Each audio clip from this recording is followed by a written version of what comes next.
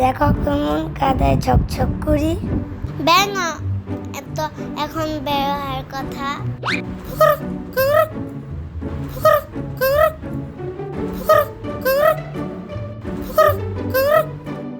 আরে ভাই একটু সাবধানে লাফাও না। আরে এই ব্যাঙটা কথা বলতে পারি?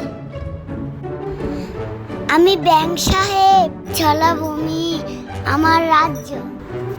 তোমরা হুট হাট লাফ দিলে তো আমার ছাতু নষ্ট হয়। ইস, ব্যাঙ ছাতু খায়? আরে না না, ছাতু মানে আমার জায়গা, মানে আমার থাকার জায়গা। মানুষজন গাছ কাটে, পানি নষ্ট করে, আমার ঘরবাড়ি সব উধাও। ওহ, আমরা তো বুঝতেই পারিনি। আমরা এখন থেকে গাছ কাটতে দেব না, পানি নষ্ট করব না। মন বন্ধু পেয়ে তো আমি মনের আনন্দে লাফ মারি।